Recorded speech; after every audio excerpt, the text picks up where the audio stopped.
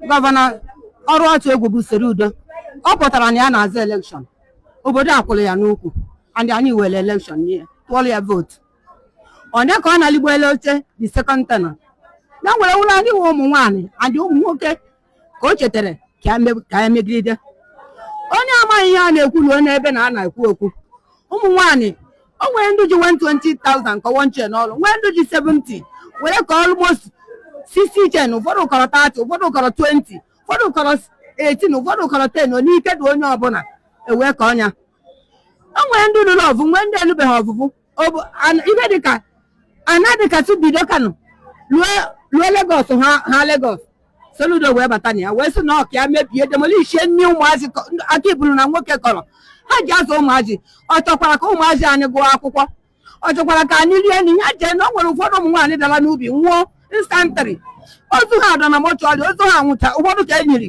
n'ihi na ị na-arịa ihe o ji adị ndụ onye ka isi ị na-arịa ihe o ji adụ ndụ ya adụ ndụ o nwere ụmụ nwaanyị ka ji agbado mkpọ mụrụ na awa ịbata na ya mkpadụga anyị Soludo na-erie ọ na-erie na-erisi eke na makwa na orie nye mkpadụga aba na ọmụrụ mkpadụga maka ọnwa ha ibe ihe ọ na-erisi ihe ọ ma nwunye ịbata orie n'ọkwa nsogbu ka ọ bụọrọ ya mana ihe anyị na-ekwu n'okwu a Soludo mara ya ihe o mebiri n'ọnwa ọbịa emekwa anya na ụmụ nwaanyị na-ebe akwa na-ebesi ike adịbụ nwa na onwe m ka na-ebe jee nye agbalịrị 18 chens agbalịrị ihe n'ịkpa nne anya ike nkele na-ana n'iyi ele ka ike ụmụ nwaanyị ibe m si ana n'iyi ike nwoke na-ana n'iyi ụmụazị na yunivesiti ọ na mgbadụga na anyị na-akọ ka anyị ji azụ ha ọ n'ọrụ ugbo ka anyị ji azụ ọpịasụ baa n'ọrụ ugbo ka anyị si bazie nke anyị bụrụ anyị mmehie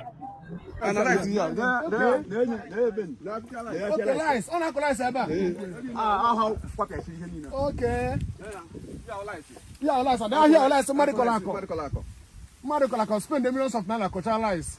Now government abia destroy without compensating that person. Maji. Afa mobo John Anakwa. Onye woro omogo. Urumba North local government. Abeza be yi ka ọrụ ugbo. Ife na afuzi kemgbe this year. Mo this year ka ife ajo kachazi njọ. Ebusese na azna ya abia gbalewa na anyị na-agata sị ndị ka a ga-agbalịkwa na anyịkwa n'ụzọ one gị ana nwa a na-agbalị ụmụaka anyị niile ebe a ga-ezi ọtụtụ anobi new start ka ebe a gaje bụ anyị je na ịgbalị ife nwe ihe dị ka 2 eka or 3 eka or 4 ana na-agwa na ọ bụ 60,000 acres of the land na-agbalịzi n'ime ife a na-ekwu iru ebe ahụ ụmụ akpụ akọrọ ebe ahụ agbalịsikwe nkwụ yazi amaka kwụ protection dị ma rọba ebe a na-emegasị ma rọba efere ji potato rice ụmụ na-ewu ewu ọkwa ebe ahụ abịa gbalịsicha afa niile gbalịsi agbụ niile ụmụ nwaanyị abụọ ngwo na-anwụ ofu onye ka ndị ọtụtụ nọ na hospital ndị BP bụ ndị biri ọtụtụ ego ndị biri 500,000 ebiri ha niile agbalịkọrọ ekwe dị ka ewufu ofu ife mgbe a na-ajụzi ndị ọchịchị fama bịawa ọka ọ bụrụ na ị bịara yesterday ụmụ nwoke ibu na ebe a na-akwa akwa si enyeghị iwu ha kwadisiri ife na ha mebisiri efere ndị ebe a ma nkwụ dị ya ma ife na Soludo nye ha ọda ha mebiri ihe afọ in 3 hours you cannot go land here. You can't go in 3 hours. Okay, Nkwale. You can't go it in 3 hours. All do too much. In fact, don't raise back. And you are there for the budget. If you enter like this, you have budget. For you to go land here in 3 hours, you won't be a strong man. The one destroyed already. Go destroy and others how much I get below too much. Good morning, everybody. Afamu Chukwebuka Meziri Kola, youth leader, Omunaba village, Nemo. Because I knew Bakwala Yare, because I never expect no Hakaya Funaka, our Ebu Governor. What about everybody no more put the effort. Kaye to the Soludo, Casoludo Chiani. Ka Ogo si all our Bakwala Yampa. Manaya got people and keep us. When you are no look. If I now, Muno now, I'm no no Delta State, but or more bad. Can you occupy from the Delta State? But or even if I can knock about you feed my family. If I can knock lice, you feed my family. If I can never put a apple, you will feed my family. Now, even on your column more label, can a bubble wall labali.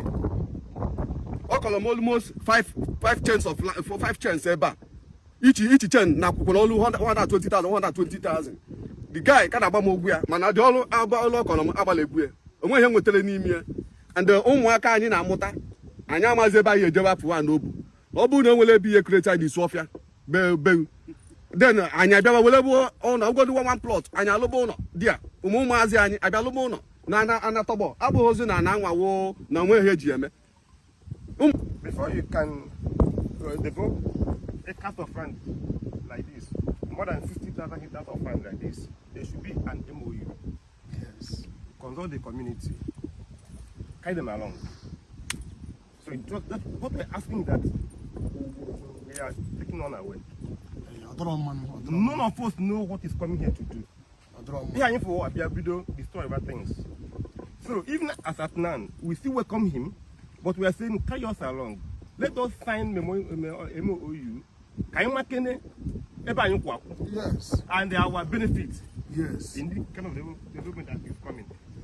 Many people collapsed, many died, many mamas died, and the information why did collapse?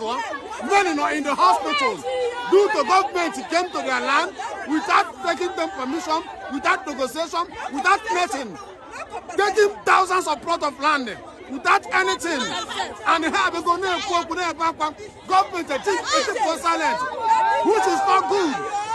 Please. Governor Saludo, please, you need to do something about this. I'm not the one with the Unata. Look at some people who go, some mothers have died due to this. Why? Why? Some mothers have died. Not good. You need to do something about it. Look at